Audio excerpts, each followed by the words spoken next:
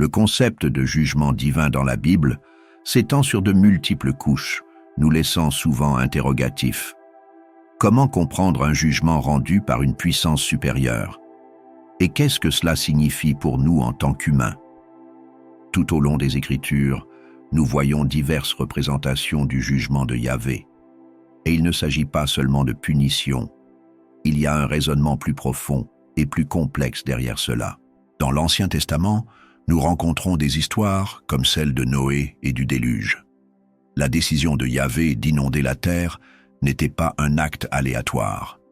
C'était une réponse à la méchanceté rampante de l'humanité. La terre était devenue si corrompue, si violente, que le fondement même de la création semblait menacé. Yahvé, en tant que juge ultime, a dû intervenir pour rétablir l'ordre. C'est une dure réalité, mais ce qui est puissant dans cette histoire, c'est que même dans l'acte de jugement, il y a un élément de miséricorde. Noé et sa famille ont été épargnés. On leur a donné une chance de reconstruire, une chance pour l'humanité de repartir à zéro. Ensuite, nous nous penchons sur Sodome et Gomorrhe. Ces villes, connues pour leur dépravation extrême, ont été détruites par le feu et le soufre. C'est un autre exemple du jugement sévère mais justifié de Yahvé. Une mesure extrême pour éliminer le mal et préserver l'intégrité de la création. Pourtant, même ici, il y a de nouveau de la miséricorde. La négociation d'Abraham avec Yahvé nous montre que même au milieu de la colère divine, il y a de la place pour le dialogue, pour le marchandage, une lueur d'espoir s'il ne reste que quelques âmes justes. Mais ce jugement ne concerne pas seulement la destruction. Il s'agit aussi d'une restauration. Dans le livre d'Isaïe, par exemple, le jugement de Yahvé sert de catalyseur pour le renouveau. Certes, il se présente sous la forme de la colère, mais c'est aussi le moyen par lequel la terre est purifiée et les gens ramenés à la justice. Par le jugement, un chemin vers la rédemption est tracé, un chemin difficile à suivre, mais essentiel pour la survie de l'humanité. Les implications du jugement divin pour l'humanité et la création vont au-delà de l'acte lui-même. Elles nous incitent à réfléchir à nos actions, à considérer les conséquences de nos choix non seulement sur nos vies, mais aussi sur le monde qui nous entoure. Le jugement de Yahvé nous rappelle que nos décisions ont un poids, qu'elles se répercutent d'une manière que nous ne voyons peut-être pas immédiatement. C'est un appel à vivre dans la justice, à rechercher la droiture dans notre vie quotidienne. Il ne s'agit pas seulement d'une histoire de jugement, c'est un récit sur l'équilibre entre la justice et la miséricorde, sur la tension entre la colère et la grâce. Yahvé n'agit pas de manière impulsive. Son jugement est toujours lié à un objectif plus large, un plan qui vise à restaurer ce qui a été brisé. Et c'est là que réside l'espoir. Même dans le jugement, il y a la promesse d'un nouveau départ. En regardant cela, il devient clair que le jugement divin est autant un outil de transformation que de punition. Il prépare le terrain pour ce qui vient ensuite, un nouveau chapitre, une nouvelle occasion de corriger notre trajectoire. C'est à cette lumière que nous pouvons commencer à comprendre pourquoi ce thème résonne si profondément dans le récit biblique et en fait dans les histoires de l'existence humaine. Parce que le jugement n'est pas la fin, c'est le début de quelque chose qui a le pouvoir de tout changer, de tout. Cela nous amène à une question cruciale. Si le jugement est à la fois un outil de destruction et de restauration, que se passe-t-il lorsqu'il est retenu ou retardé? Quel est le véritable objectif de la patience divine et que révèle-t-elle sur la nature de la justice de Yahvé? Le caractère de Yahvé est souvent considéré sous l'angle de la justice et de la miséricorde, une dynamique qui semble exister dans un équilibre constant. D'un côté, nous avons la justice féroce et inébranlable qui exige que les torts soient réparés et que les péchés soient comptabilisés. De l'autre, il y a la profonde miséricorde qui laisse la place au pardon et à la réconciliation, même lorsqu'il semble que tout espoir soit perdu. C'est cette dualité qui rend le personnage de Yahvé si fascinant, et c'est un thème qui se retrouve dans toutes les Écritures, mettant en évidence la complexité de l'interaction divine avec l'humanité. Prenons par exemple L'histoire de Jonas et de la ville de Ninive. Jonas a été envoyé pour avertir les habitants de Ninive de leur destruction imminente en raison de leur méchanceté. Pourtant, lorsque le peuple s'est repenti, Yahvé a fait preuve de miséricorde au lieu d'exécuter le jugement. Jonas, frustré par cette miséricorde, exprime son mécontentement en déclarant « Je savais que tu es un Dieu bon et compatissant, lent à la colère et débordant d'amour. » Dans ce passage, nous voyons la miséricorde de Yahvé se manifester pleinement. Il n'agit pas immédiatement en jugeant, même si la ville a mérité son châtiment. La décision de faire preuve de miséricorde au lieu de cela témoigne de la volonté de Yahvé d'offrir une seconde chance, même lorsque l'humanité ne la mérite pas.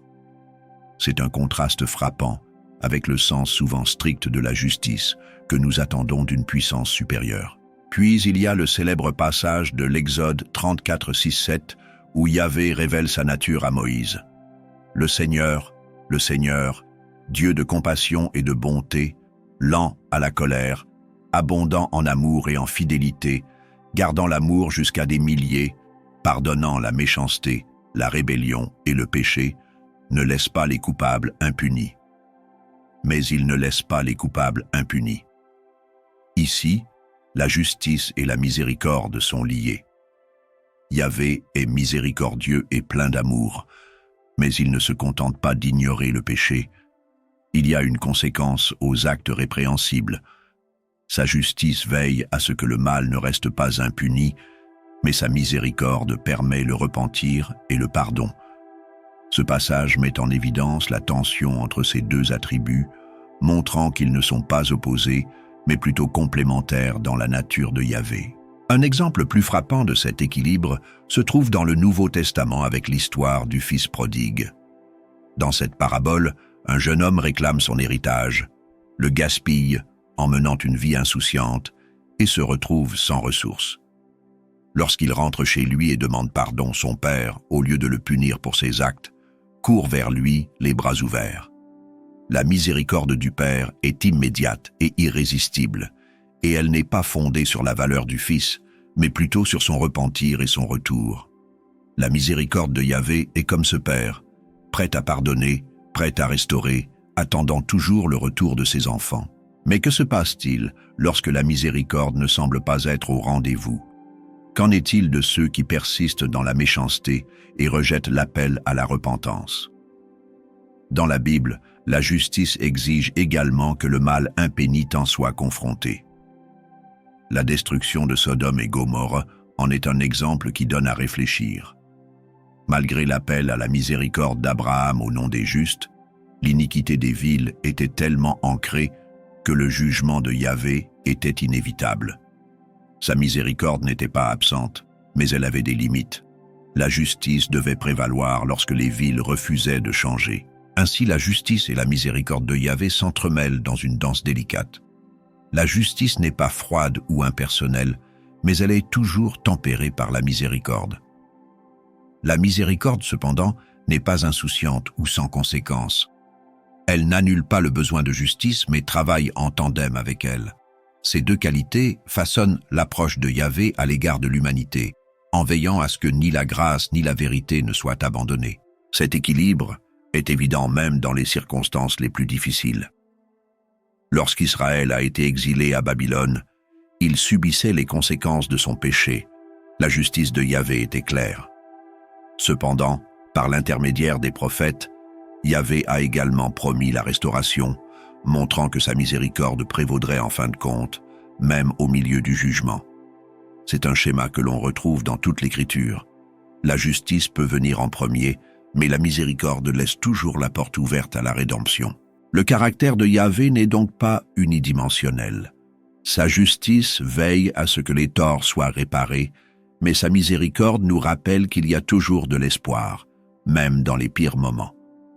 Cette dualité nous incite à réfléchir non seulement à la manière dont nous envisageons la justice dans notre propre vie, mais aussi à la manière dont nous faisons preuve de miséricorde à l'égard d'autrui.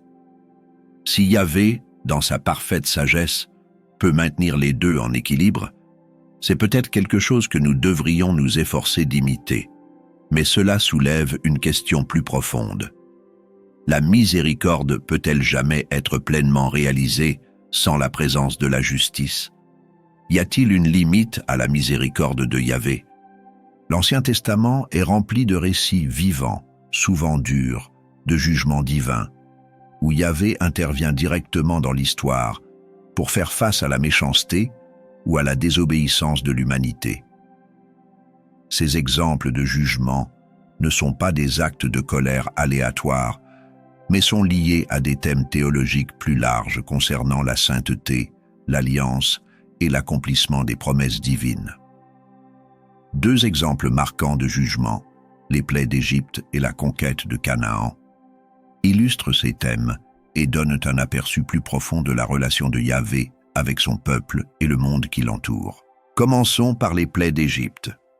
L'histoire de Moïse et du refus de Pharaon de libérer les Israélites est l'un des plus célèbres récits de jugement divin de la Bible. Le jugement de Yahvé sur l'Égypte s'exprime par une série de 10 plaies, toutes plus dévastatrices les unes que les autres. La signification théologique de ce récit est profonde, non seulement en raison du châtiment infligé à l'Égypte, mais aussi en raison de la démonstration de la souveraineté de Yahvé sur la nature, les dieux et les nations. Les fléaux ont plusieurs objectifs. Tout d'abord, elles constituent un défi direct aux dieux égyptiens, chaque plaie visant un aspect différent de la vie et de la religion égyptienne. Par exemple, la plaie des grenouilles se moque de la déesse égyptienne Eket, la déesse de la fertilité à tête de grenouille, en transformant les grenouilles, symbole de vie et d'abondance, en une nuisance.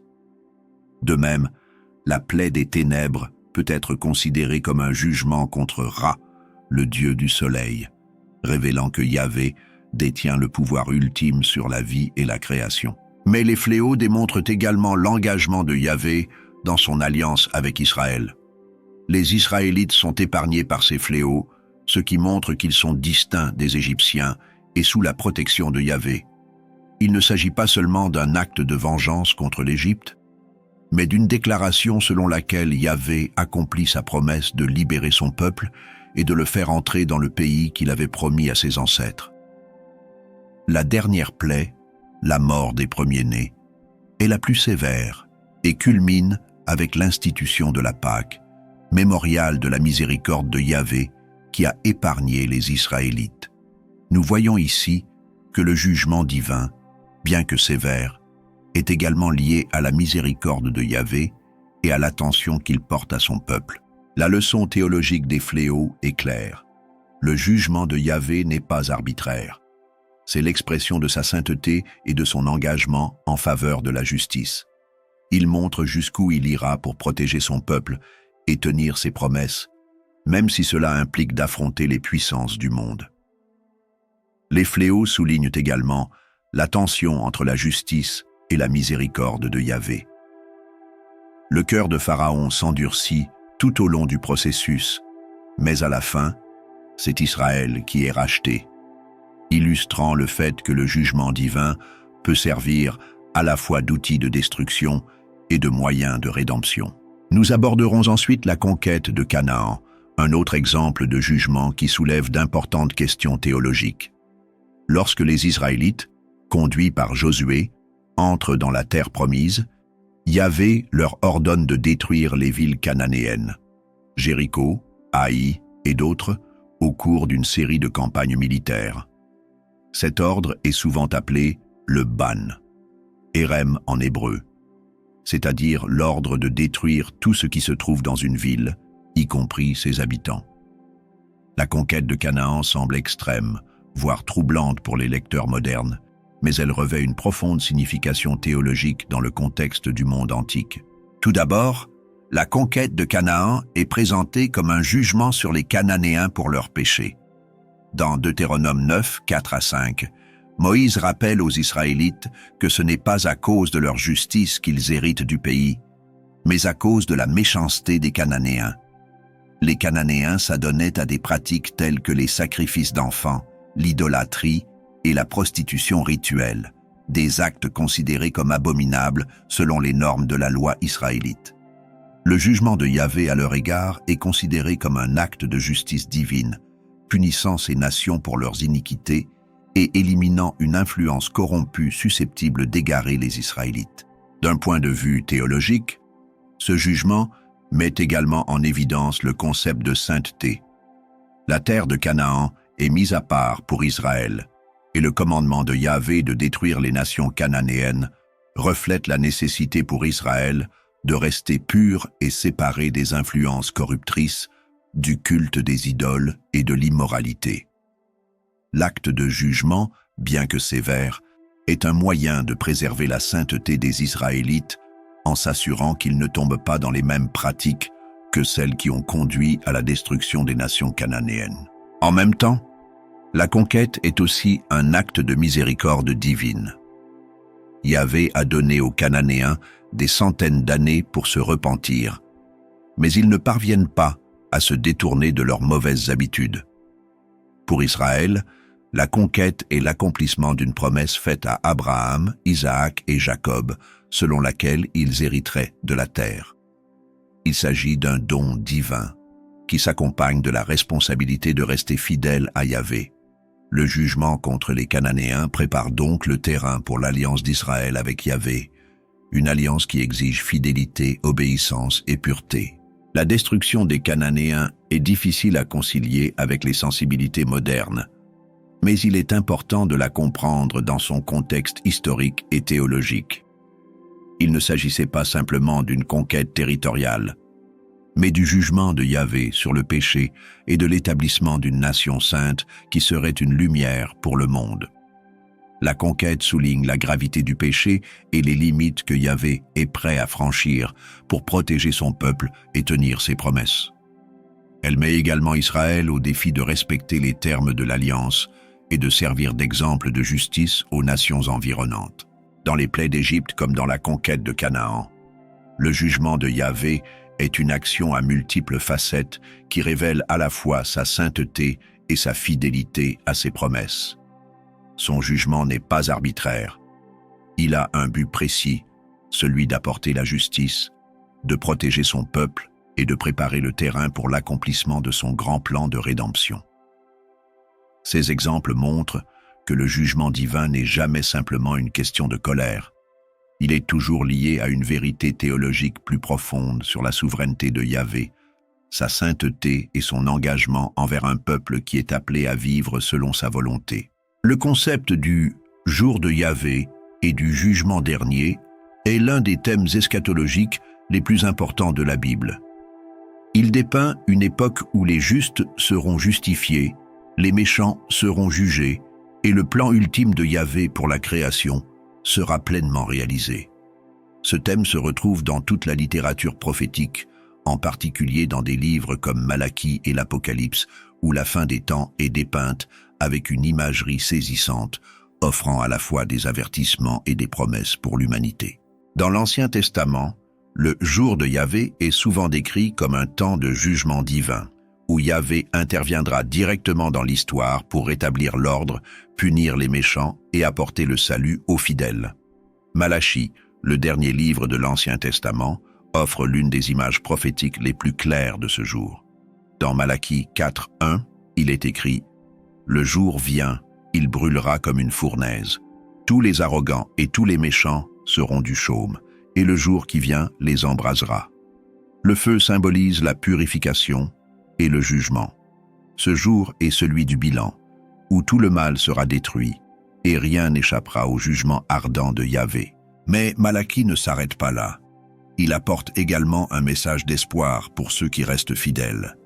Au verset suivant, il dit « Mais pour vous qui révérez mon nom, le soleil de la justice se lèvera avec la guérison dans ses rayons. » Ici, le jour de Yahvé n'est pas seulement synonyme de destruction, mais aussi de restauration.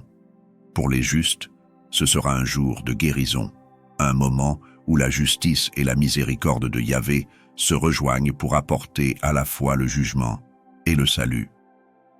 Cette dualité du jugement et de la restauration est un thème qui continue d'apparaître dans de nombreuses visions eschatologiques, montrant que le jour de Yahvé n'est pas seulement une question de vengeance, mais aussi l'accomplissement des promesses de Dieu à son peuple.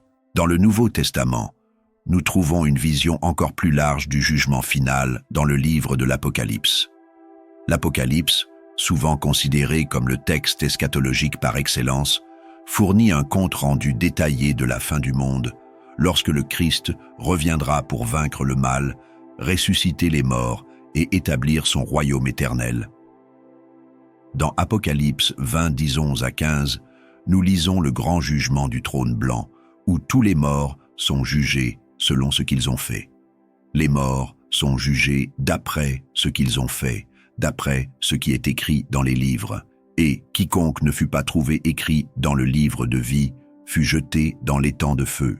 Ce passage de l'Apocalypse souligne la gravité du jugement dernier.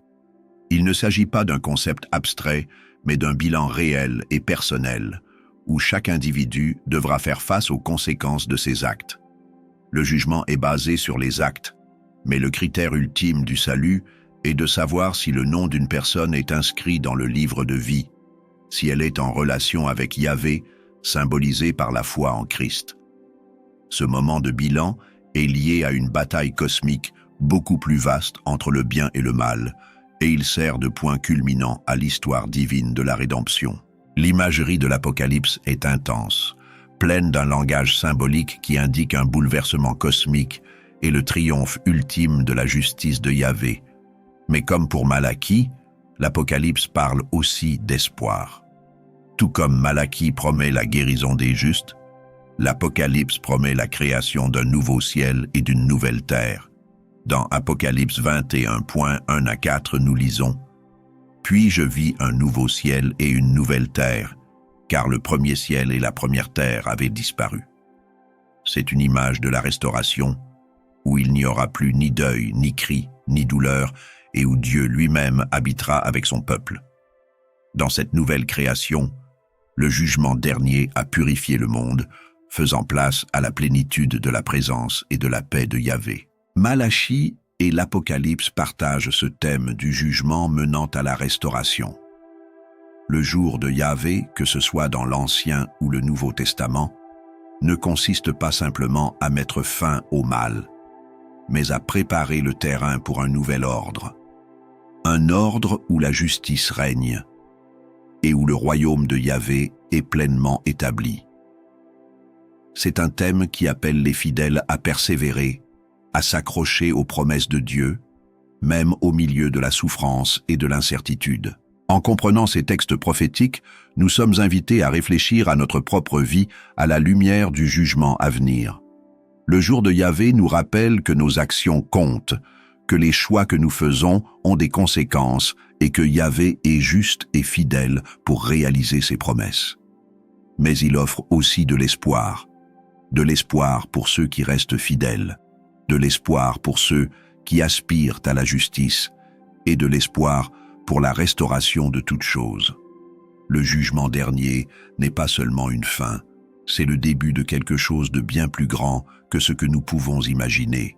Un monde où la justice et la paix règnent pour toujours. La question de la justice divine soulève souvent de profonds dilemmes philosophiques sur la nature de la moralité, de l'autorité et de la compréhension humaine. Au cœur de ces questions se trouve une tension entre la croyance en un Dieu bienveillant et omnipotent et la réalité de la souffrance, du mal et des actions divines apparemment dures. Les humains, avec leur compréhension limitée, peuvent-ils vraiment juger les actions de Dieu? Et que signifie parler d'autorité morale lorsqu'il s'agit d'actions divines? Ces questions remettent en question les fondements mêmes de notre conception de la justice, de la moralité et du divin. L'un des problèmes philosophiques les plus fondamentaux est la nature de l'autorité morale. Qui est habilité à définir ce qui est bien et ce qui est mal? Dans la société humaine, l'autorité morale repose généralement sur des lois, des systèmes éthiques ou des individus possédant certaines qualifications, tels que des juges ou des philosophes. Ces autorités sont liées par la raison, le consensus social ou l'expérience personnelle. Mais lorsque nous appliquons cela à Dieu, la situation devient plus compliquée. Si Dieu est vraiment omniscient et omnipotent, Sa conception de la justice et de la moralité dépasse, par définition, la nôtre. La position théologique traditionnelle est que l'autorité divine est absolue. La justice de Dieu est intrinsèquement correcte, non pas parce que nous la comprenons, mais en raison de ce qu'il est. Cela nous amène à la question de savoir si les humains peuvent juger les actions de Dieu.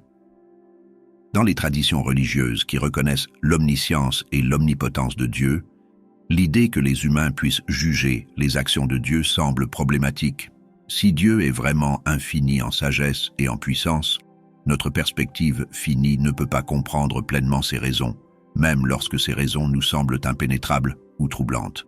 Des philosophes comme Augustin et Aquin ont soutenu que, parce que Dieu est en dehors des limites du temps et de l'espace, notre compréhension limitée et temporelle nous empêche de saisir pleinement ses desseins. Selon ce point de vue, il ne nous appartient pas de juger les actions de Dieu. Nous sommes plutôt appelés à faire confiance à sa bonté et à sa souveraineté, même lorsque nous ne comprenons pas entièrement ses décisions. Il existe cependant une autre perspective philosophique qui reconnaît l'autonomie humaine et l'importance de la responsabilité personnelle. Si Dieu est juste et aimant, affirment certains, alors ses actions devraient être accessibles au jugement humain, même si notre compréhension est limitée. Le célèbre philosophe Emmanuel Kant, par exemple, a suggéré que la loi morale est quelque chose d'inhérent aux êtres humains, qui ont un sens intrinsèque du bien et du mal. Pour Kant, la morale n'est pas dictée par un ordre divin, mais elle est conforme à la raison humaine. De ce point de vue, on pourrait affirmer que si les actions de Dieu sont en conflit avec les principes fondamentaux de la justice qui sont discernables par la raison, alors les humains pourraient avoir le droit de les remettre en question ou de les juger. Cela soulève de profondes questions sur la nature de la justice divine. Doit-elle être considérée comme une force absolue et incontestable, ou peut-elle être tenue responsable devant les normes morales humaines?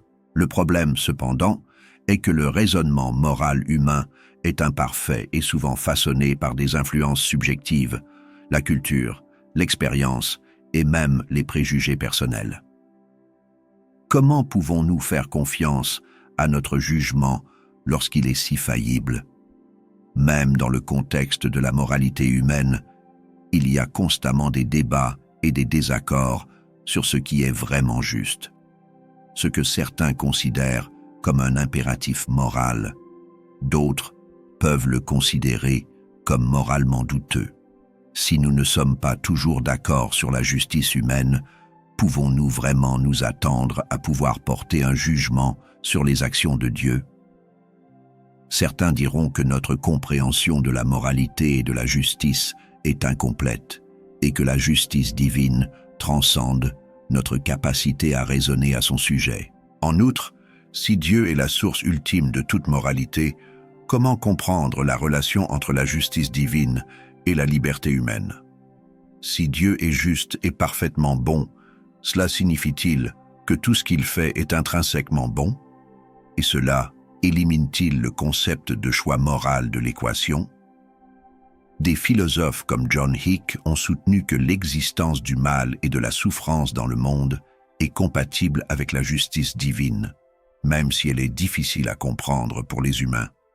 Ils suggèrent que le libre arbitre humain et la capacité de développement moral sont des aspects essentiels de notre existence et que la présence du mal dans le monde est un élément nécessaire de notre développement. De ce point de vue, la justice de Dieu pourrait consister à laisser aux êtres humains la liberté de choisir, même lorsque cette liberté conduit à la souffrance. Cette perspective philosophique ne néglige pas la souffrance, mais elle suggère qu'un monde où le libre arbitre existe, où les gens peuvent faire des choix moraux significatifs, nécessite la possibilité du mal. La justice de Dieu ne consiste donc peut-être pas à empêcher tout mal, mais à permettre les conditions dans lesquelles la croissance morale, la rédemption et la restauration finale peuvent avoir lieu. De ce point de vue, la justice divine ne doit pas être jugée à l'aune de critères humains, mais elle agit à un niveau beaucoup plus profond. en intégrant non seulement les conséquences immédiates des actions, mais aussi l'arc plus large du développement moral et spirituel. Cependant, la tension entre la justice divine et la souffrance humaine reste l'un des aspects les plus difficiles de la théologie et de la philosophie. Pourquoi les justes souffrent-ils? Pourquoi le mal semble-t-il parfois rester impuni dans cette vie? Pouvons-nous vraiment concilier la réalité de la souffrance avec la croyance en un Dieu juste et aimant? Ces questions ont donné lieu à diverses réponses théologiques.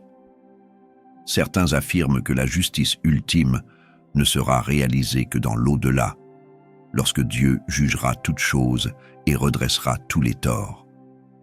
D'autres proposent que la justice divine concerne davantage la transformation spirituelle que la punition terrestre, une occasion pour les humains de se repentir et d'être restaurés. Quoi qu'il en soit, ces réflexions philosophiques soulignent la difficulté d'aborder la justice divine d'un point de vue humain. Bien que les humains ne puissent jamais comprendre pleinement la justice de Dieu, la question elle-même révèle quelque chose d'important. Les humains, par nature, recherchent la justice et s'efforcent de donner un sens à la souffrance et au mal. Que nous soyons ou non capables de juger les actions de Dieu, le simple fait de les remettre en question témoigne d'une aspiration profonde à la justice, à la moralité et au sens dans un monde qui semble souvent chaotique et injuste. En fin de compte, la question de savoir si les humains peuvent juger les actions de Dieu peut rester sans réponse d'un point de vue strictement humain. Ce qui nous reste, c'est une exploration permanente de la relation entre l'autorité divine, la liberté humaine et la nature de la justice. Une relation qui nous met au défi de faire confiance au divin, tout en cherchant à comprendre les réalités morales complexes de notre monde. La relation de Yahvé avec l'humanité est profondément liée à ses jugements. Ces jugements ne sont pas arbitraires ou simplement punitifs. Ils sont liés à la relation d'alliance qu'il a établie avec son peuple, Israël. Au cœur de cette relation se trouve un équilibre profond entre la justice et la miséricorde divine. À travers le prisme de l'alliance, du péché et de la rédemption, nous pouvons mieux comprendre comment les jugements de Yahvé reflètent son engagement inébranlable envers son peuple, même lorsqu'il faiblit. Le concept d'alliance est fondamental pour comprendre la relation de Yahvé avec l'humanité. Une alliance, en termes bibliques, est un accord solennel entre Dieu et son peuple, marqué par des promesses, des responsabilités et des engagements mutuels. Dans le cas d'Israël, cette alliance a commencé avec les patriarches, Abraham, Isaac et Jacob, et a été formalisée plus tard dans la loi donnée à Moïse au mont Sinaï. Dans le livre de l'Exode, Yahvé dit à Israël, « Maintenant, si tu m'obéis pleinement et si tu gardes mon alliance, tu seras mon trésor parmi toutes les nations. » Cette alliance établissait Israël comme un peuple mis à part, avec Yahvé comme Dieu, et elle était marquée par des bénédictions pour l'obéissance et des conséquences pour la désobéissance. Les jugements de Yahvé sont donc étroitement liés à la fidélité d'Israël à l'alliance. Lorsque le peuple obéissait aux commandements de Dieu, il faisait l'expérience de sa bénédiction, de sa protection et de sa présence. Mais lorsqu'ils rompèrent l'alliance, notamment par l'idolâtrie et la corruption morale, ils subissaient son jugement. Les jugements n'étaient pas des punitions arbitraires, mais une réponse directe à la violation de l'alliance. Dans Deutéronome 28, Dieu énonce les bénédictions pour l'obéissance et les malédictions pour la désobéissance, soulignant la nature réciproque de l'alliance. Par exemple, si tu n'obéis pas au Seigneur ton Dieu et si tu ne suis pas scrupuleusement tous ses commandements et tous ses décrets, toutes ces malédictions viendront sur toi. Le jugement de Yahvé est présenté comme une conséquence naturelle de l'incapacité d'Israël à vivre conformément à sa volonté. Ce lien entre le jugement et l'alliance renvoie à un thème théologique plus large, le péché. Dans ce contexte, le péché n'est pas seulement une faute morale individuelle, mais une rupture de la relation entre Dieu et son peuple. Il s'agit d'une incapacité à vivre de la manière dont Yahvé l'a ordonné, ce qui entraîne la nécessité d'un jugement. Cependant, Yahvé ne juge pas dans le vide. Son jugement est toujours encadré par son désir de réconciliation et de restauration. Par exemple, le cycle du jugement et de la rédemption que nous voyons dans le livre des Juges souligne comment le péché d'Israël conduit à l'oppression, mais après qu'ils se soient repentis, Dieu suscite un libérateur pour les sauver.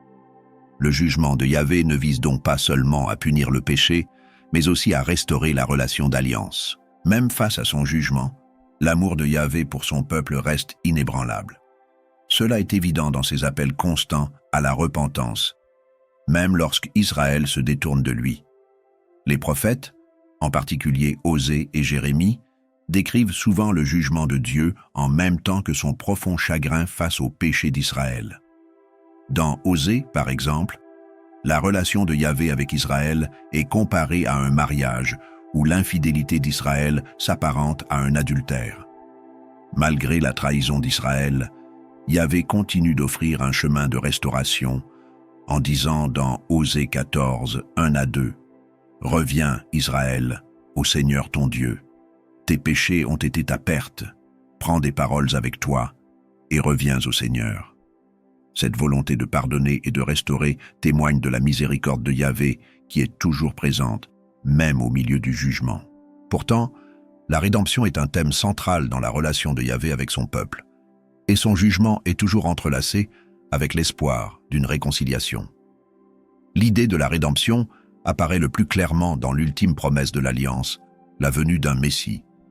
Si le jugement pour le péché est un thème constant dans l'Ancien Testament, il n'est jamais le dernier mot. Le jugement de Yahvé laisse toujours une place à la possibilité du pardon et de la restauration par le repentir. Même lorsqu'Israël est confronté à l'exil ou à la souffrance, Dieu promet une restauration future. Dans le livre d'Ézéchiel, Dieu s'adresse par l'intermédiaire du prophète aux Israélites exilés en disant « Je vous donnerai un cœur nouveau, et je mettrai en vous un esprit nouveau. J'ôterai de vous votre cœur de pierre, et je vous donnerai un cœur de chair. » Ézéchiel 36, 26. Cette promesse d'un cœur nouveau renvoie à la rédemption ultime qui viendrait par l'intermédiaire du Messie, Jésus-Christ, qui accomplirait les promesses de l'Alliance et fournirait un moyen pour tous les peuples d'être réconciliés avec Dieu. Dans le Nouveau Testament, la relation de Yahvé avec l'humanité trouve son accomplissement en la personne de Jésus-Christ. Jésus, en tant qu'accomplissement de l'Alliance de l'Ancien Testament, incarne à la fois le jugement et la miséricorde. Par sa mort sur la croix, Jésus prend sur lui le jugement pour le péché, offrant le pardon et la réconciliation à tous ceux qui croient en lui. Cet acte de rédemption transcende l'alliance spécifique avec Israël et s'étend à toute l'humanité, offrant une voie pour restaurer la relation brisée entre Dieu et sa création. Dans le Nouveau Testament, l'apôtre Paul réfléchit à ce double thème du jugement et de la rédemption, en écrivant dans Romains 3, 25-26, « Dieu a présenté le Christ comme un sacrifice d'expiation par l'effusion de son sang, qui doit être reçu par la foi. Il l'a fait pour manifester sa justice, parce que, dans sa longanimité, il a laissé impunis les péchés commis auparavant. » Ainsi, le jugement de Yahvé n'est pas supprimé, mais accompli par le Christ, qui porte le châtiment du péché, rendant possible la rédemption pour tous les hommes. Cet acte de grâce n'annule pas la justice divine, mais l'accomplit de la manière la plus profonde qui soit. En fin de compte, les jugements de Yahvé reflètent son engagement inébranlable envers son peuple. Ils ne sont pas l'expression d'une colère ou d'une cruauté, mais sont enracinés dans son désir d'une relation pure et restaurée avec sa création. À travers l'alliance, le péché et la rédemption, la justice et la miséricorde de Yahvé travaillent ensemble pour accomplir son plan divin. Ces jugements appellent à la responsabilité, mais sa miséricorde offre toujours un chemin vers la restauration. Cette dynamique continue à façonner la manière dont nous comprenons la relation de Dieu avec l'humanité. Un voyage marqué par des moments de jugement qui conduisent à des moments de grâce, tous orientés vers la rédemption finale et la restauration de toutes choses. Lorsque nous examinons le jugement de Yahvé dans le contexte d'autres traditions religieuses ou cadres philosophiques, nous commençons à voir à la fois des similitudes et de profondes différences dans la manière dont la justice est conçue et pratiquée. Si de nombreux systèmes de croyances partagent une même conception de la justice comme moyen de faire respecter l'ordre moral, la nature du jugement, les critères de justice et le rôle de la miséricorde varient souvent considérablement en fonction du contexte religieux ou philosophique. Le jugement de Yahvé dans la tradition biblique, dans la Bible hébraïque, le jugement de Yahvé est profondément lié à son alliance avec Israël, à ses lois morales et aux principes de justice, de miséricorde et de restauration. Comme nous l'avons vu, le jugement de Yahvé n'est pas arbitraire. C'est une réponse directe à la fidélité ou à l'infidélité à l'alliance de son peuple, Israël. La justice de Yahvé se préoccupe de maintenir l'ordre moral et de punir le péché tout en offrant des voies de repentance et de rédemption. Yahvé, étant omnipotent et omniscient, a l'autorité ultime pour juger toute la création, et sa justice est intrinsèquement liée à son caractère, aimant, miséricordieux et saint. Dans ce contexte, le jugement est toujours tempéré par la possibilité de restauration, par le repentir et la grâce divine. La justice dans l'hindouisme, karma et réincarnation. Dans l'hindouisme, la justice est largement régie par le principe du karma, qui fonctionne dans un système cyclique de réincarnation. Le karma désigne les actions que l'on accomplit et leurs conséquences, qui peuvent se manifester dans cette vie ou dans des vies futures.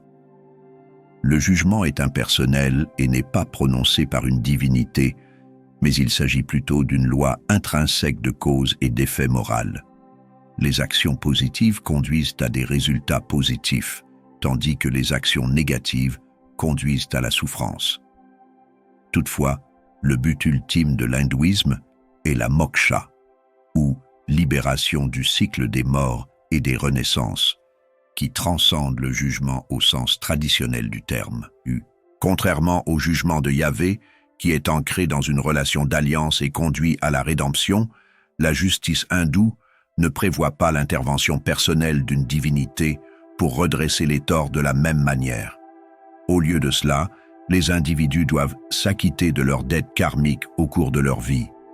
L'idée de la miséricorde divine est présente dans l'hindouisme, mais elle est généralement considérée comme faisant partie de l'ordre cosmique plus large, plutôt que comme un acte personnel de pardon, comme dans la tradition judéo-chrétienne. La justice dans le bouddhisme, la loi de l'origine dépendante. Le bouddhisme, tout comme l'hindouisme, ne conceptualise pas le jugement comme le font les religions monothéistes. La vision bouddhiste de la justice est ancrée dans la loi de l'origine dépendante, qui souligne que tous les phénomènes sont interconnectés et qu'ils découlent de causes et de conditions spécifiques. La souffrance, dukkha, est considérée comme le résultat de l'attachement, du désir et de l'ignorance. La voie bouddhiste de la libération n'est pas fondée sur un jugement divin, mais sur la perspicacité personnelle et la conduite éthique qui conduisent à la cessation de la souffrance par l'illumination, nirvana. Le bouddhisme enseigne que les individus doivent travailler à leur propre salut en éliminant les causes de la souffrance par un mode de vie éthique, la méditation et la sagesse. En ce sens, il n'y a pas de jugement externe ou de punition de la part d'une divinité, mais un ordre moral interne qui guide l'individu vers la libération. Le rôle de la miséricorde dans le bouddhisme s'exprime par la pratique de la compassion, karuna, envers tous les êtres, mais il ne s'agit pas d'un acte de pardon au même titre que la miséricorde de Yahvé. Il s'agit d'un appel à la reconnaissance et à l'atténuation de la souffrance par le biais du développement personnel. La justice dans l'islam, souveraineté divine et responsabilité. Dans l'islam, la justice divine, adl, est également un concept clé, mais elle s'inscrit dans le contexte de la souveraineté absolue d'Allah. Allah est considéré comme le juge ultime, et son jugement est sans appel. Le jour du jugement, Yawm al-Qiyamah, Tous les individus sont tenus responsables de leurs actes et sont soit récompensés par le paradis éternel, soit punis par l'enfer en fonction de leurs actions. Tout comme le jugement de Yahvé, la justice islamique se préoccupe de la responsabilité morale, mais elle met davantage l'accent sur la vie après la mort comme lieu du jugement final. L'islam partage le concept de la miséricorde divine avec le caractère de Yahvé, en particulier dans l'idée qu'Allah est le plus miséricordieux, Ar-Rahman, et le plus compatissant, Ar-Rahim. Cependant, contrairement au concept biblique de rédemption par la grâce, l'islam met davantage l'accent sur la responsabilité individuelle. Le pardon d'Allah est offert à ceux qui se repentent sincèrement, mais l'accent est moins mis sur la possibilité d'une rédemption par une figure messianique comme Jésus dans le christianisme. Ainsi, alors que Yahvé et Allah offrent tous deux la miséricorde, la justice islamique exige la responsabilité personnelle et le repentir, mais n'implique pas nécessairement le type de rédemption relationnelle et conventionnelle que l'on trouve dans la Bible hébraïque. La justice dans la philosophie grecque ancienne, rationalité et vertu. Dans la philosophie grecque antique, la justice était souvent présentée non pas comme un commandement divin, mais comme un principe rationnel ancré dans la nature humaine et l'ordre sociétal. Des philosophes comme Platon et Aristote considérèrent la justice comme une vertu essentielle pour les individus et l'État. La République de Platon présente la justice comme l'harmonie au sein de l'âme et de la cité. Chaque partie de l'âme, raison, esprit et appétit, jouant le rôle qui lui revient. Dans ce sens, la justice n'est pas imposée par une divinité, mais est un principe rationnel qui découle de la nature des êtres humains et de la société. Pour Aristote, la justice est une vertu qui conduit à l'équité, tant dans la conduite personnelle que dans le système juridique. Dans ce cadre, le jugement ne relève pas de la colère ou de la miséricorde divine, mais vise à garantir l'équité et l'équilibre par le biais d'une pensée rationnelle. Bien qu'il n'y ait pas de jugement divin ultime, la vision philosophique grecque de la justice souligne l'importance de l'action humaine et du raisonnement moral pour déterminer ce qui est juste. Contrairement à la justice de Yahvé, qui implique le jugement et la restauration dans un cadre d'alliance, la philosophie grecque se préoccupe davantage de la coopération humaine et de l'ordre rationnel pour maintenir la justice sociétale. Comparez le jugement de Yahvé à travers les traditions. Lorsque nous comparons le jugement de Yahvé avec la justice dans d'autres traditions, nous remarquons quelques différences clés. Premièrement, la justice de Yahvé est profondément personnelle et relationnelle, liée à une alliance avec son peuple et encadrée dans le contexte du péché et de la rédemption. Ces jugements sont correctifs, destinés non seulement à punir, mais aussi à restaurer la relation avec l'humanité. En revanche, d'autres systèmes religieux comme l'hindouisme et le bouddhisme présentent des systèmes de justice plus impersonnels, où les actions morales entraînent des conséquences naturelles, karma, ou une illumination personnelle, plutôt qu'une intervention divine. La justice islamique, bien que personnelle et relationnelle, met l'accent sur la responsabilité individuelle et l'obligation de rendre des comptes, sans pour autant mettre l'accent sur la rédemption par l'alliance. Les cadres philosophiques, quant à eux, considèrent souvent la justice comme un principe rationnel ou une vertu qui régit la conduite humaine et l'ordre sociétal. Si ces systèmes partagent un engagement en faveur de l'équité, ils n'attribuent généralement pas le jugement à une divinité personnelle, comme c'est le cas des jugements de Yahvé dans la Bible hébraïque.